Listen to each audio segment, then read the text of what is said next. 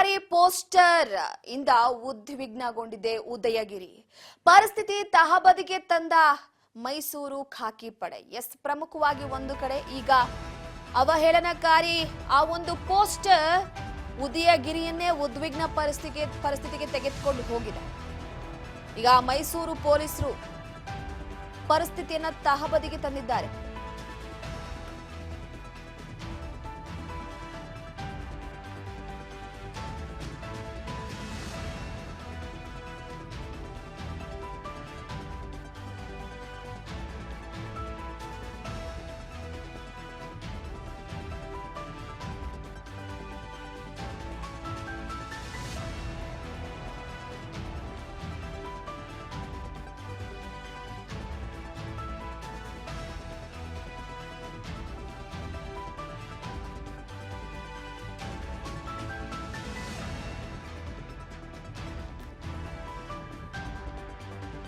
ಗಲಾಟೆಯಲ್ಲಿ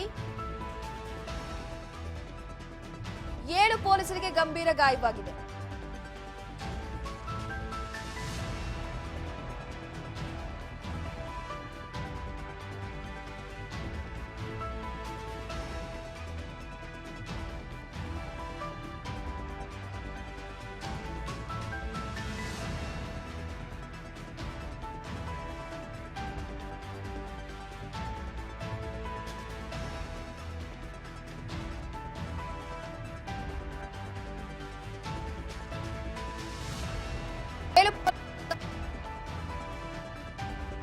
ಉದ್ವಿಗ್ನ ಪರಿಸ್ಥಿತಿ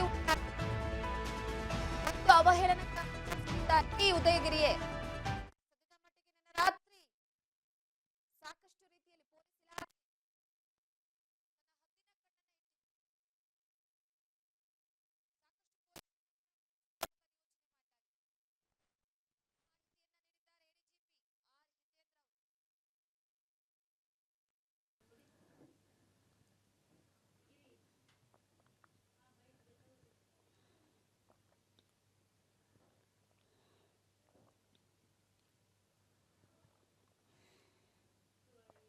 ಇಲಾಖೆ ನಿನ್ನೆ ಒಂದು ಸಾಮಾಜಿಕ ಜಾಲತಾಣಗಳಲ್ಲಿ ಯಾರೋ ಒಬ್ಬರು ಅವಹೇಳನಕಾರಿ ಪೋಸ್ಟ್ ಹಾಕಿದ್ದಾರೆ ಅಂತೇಳಿ ಒಂದು ಗುಂಪು ಪ್ರಚೋದನೆಗೊಂಡು ಅವರು ಪೊಲೀಸರು ಸೋಮಠ ಕೇಸ್ ಮಾಡಿ ಅವನಿಗೆ ಅರೆಸ್ಟ್ ಮಾಡಿದ್ರು ಕೂಡ ಅವರು ಬೇಗ ಬೇಲ್ ಸಿಕ್ಬಿಡುತ್ತೆ, ಅವನಿಗೇನು ಆಗೋದಿಲ್ಲ, ನಮಗೆ ಕೊಡಿ ಅಂತೇಳಿ ಅವರು ಡಿಮ್ಯಾಂಡ್ ಮಾಡಿದ್ರು.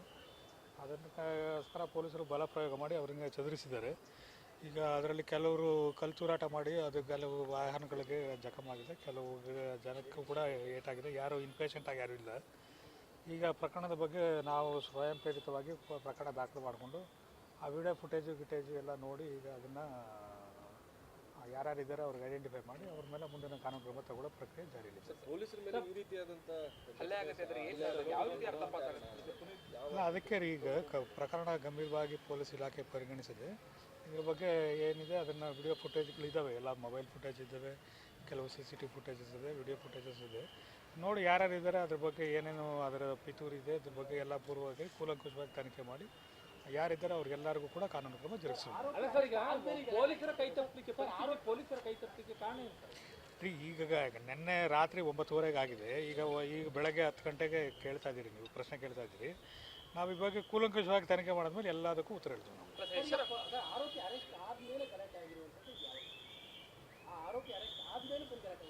ಅದೇ ರೀ, ಕೆಲವು ಏನಾಗಿದೆ, ಈಗ 3 ವರ್ಷ ಪನಿಷ್ಮೆಂಟು ಈ ಥರದ್ದೆಲ್ಲ ಕಾನೂನಲ್ಲಿ ಇದೆ.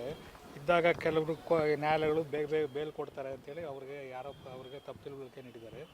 ಅವ್ರಿಗೆ ಜೈಲಿಗೆ ಹೋಗೋದಿಲ್ಲಂತೆ, ಬೇಗ ಬೇಲ್ ಕೊಟ್ಬಿಡ್ತಾರಂತೆ, ಇವೆಲ್ಲೇ ಸ್ಟೇಷನಲ್ಲೇ ಬೇಲ್ ಬಿಟ್ಬಿಡ್ತಾರಂತೆ. ಈ ಥರದ್ದೆಲ್ಲ ಅಪಪ್ರಚಾರಗಳು ಕೆಲವು ಕಡೆ ಆಗಿದೆ. ಅದಕ್ಕೋಸ್ಕರ ಬಂದಿರ್ಬೋದು ಅಂತ ಪ್ರಾಥಮಿಕ ಒಂದು ಅಂದಾಜು ಈಗ ಮಾಡಿದ್ವಿ. ಬಟ್ ಇದು ಹೆಚ್ಚಿನ ತನಿಖೆ ಆದಮೇಲೆ ಇದಕ್ಕೆ ಪೂರ್ಣ ಸತ್ಯಾಂಶ ಹೊರಬರಲಿದೆ. ಪೊಲೀಸರಿಗೆ ಗಾಯ ಆಗಿದೆ ಸರ್. 7 ಜನಕ್ಕೆ ಅದು ಕಲ್ಲೇಟು ಬಿದ್ದಿದೆ. ಮತ್ತು ಯಾರಿಗೂ ಏನು ರಕ್ತಗಾಯ ಯಾರಿಗೂ ಆಗಿಲ್ಲ. ಯಾರು ಕೂಡ ಇನ್ಪೇಷೆಂಟ್ ಆಗಿ ಯಾರೂ ಇಲ್ಲ. ಎಲ್ಲರೂ ಔಟ್ ಪೇಷೆಂಟ್ ಆಗಿ ಟ್ರೀಟ್ಮೆಂಟ್ ತೊಗೊಂಡು ಹೋಗಿದ್ದಾರೆ.